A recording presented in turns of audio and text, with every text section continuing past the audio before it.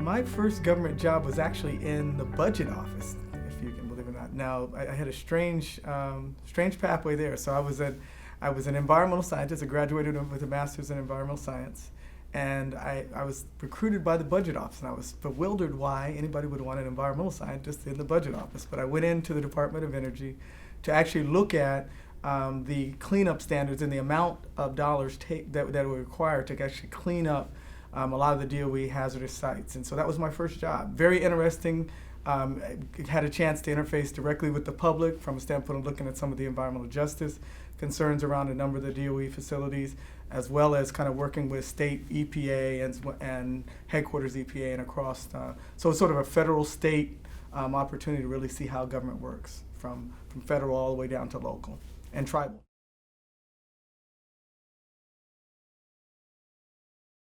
Yeah, I would definitely say emulating the folks that I admire and actually reaching out to them personally. A lot of folks they look at people from afar and they're afraid to ask them whether they would be a mentor, whether they would share a word with them. I've always tried to do that ever since I was probably about 10 years old, when I wanted to, be a great, actually jockey, if you can believe that or not.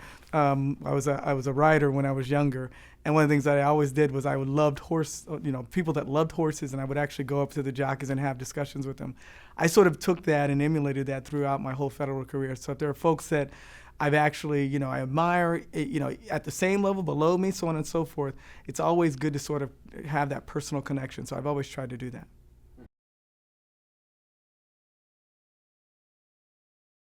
I think we're all overwhelmed given the fiscal cliff, but I would say the best advice that I would have is maintain a positive attitude, speak about the challenges that you have, and again, this sort of personal connection with folks. What I've done is tried to actually, I have about 10 mentors that I rely on even now, and I go to them for very different things, and sometimes I triangulate information across them.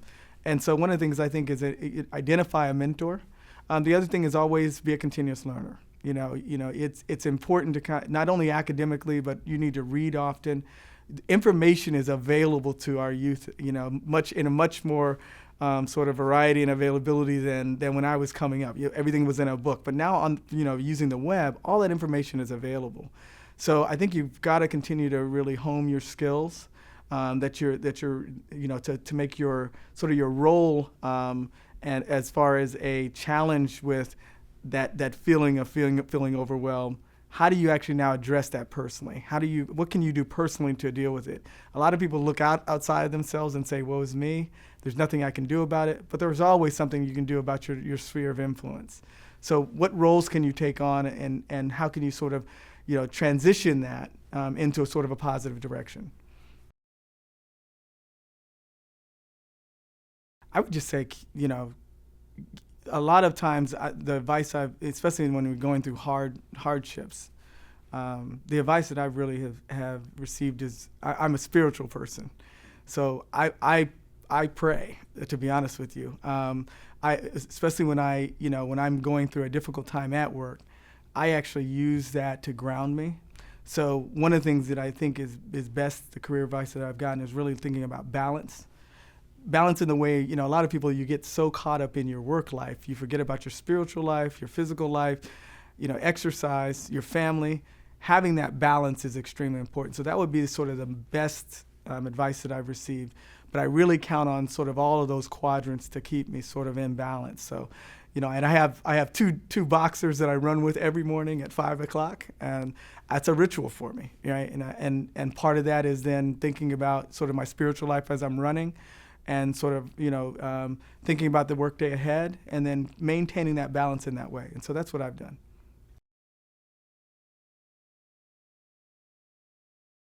I would recommend both sort of personal resources as well as sort of, and I don't know if you're talking about books or in general. So one, I would definitely say, think about the people around your sphere of influence.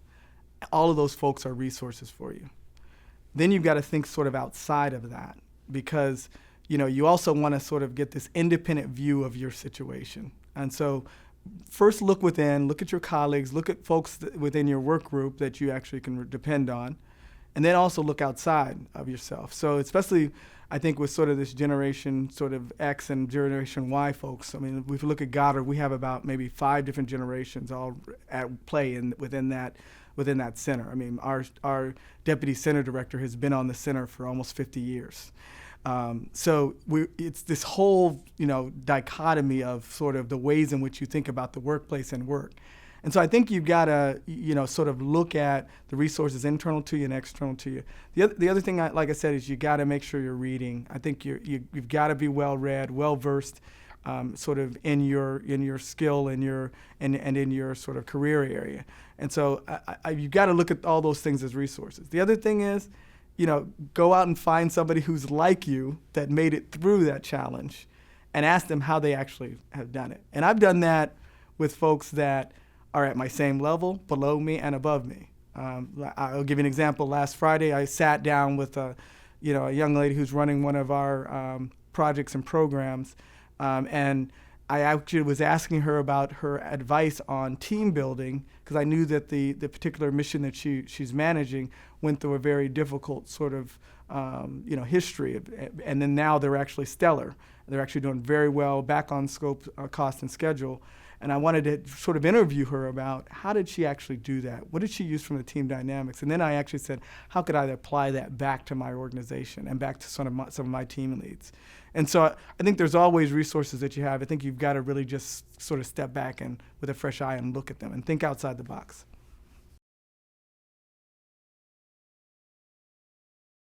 I considered it, and I believe it's true today, that there's a great need across this country. So for me, it's really looking at the challenges that we have as a federal government. I would say that the challenge is the reason to sort of join public service. If they can't see it, understand it, and believe it at this point, I don't know how else to communicate it to them. I think this, for me, at least in my life, the time where we are as a nation is we're at a critical point. You're having a lot of discussions about the technological and infrastructure needs of the country. I think there are young, great minds that can come in and actually influence that. We keep saying that there's going to be this big sort of,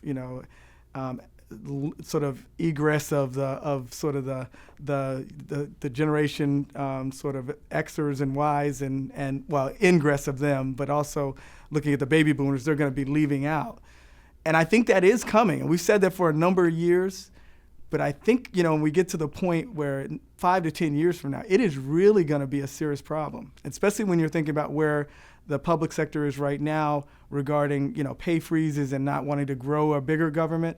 But there are jobs out there in government where they can come in and actually make an immediate impact.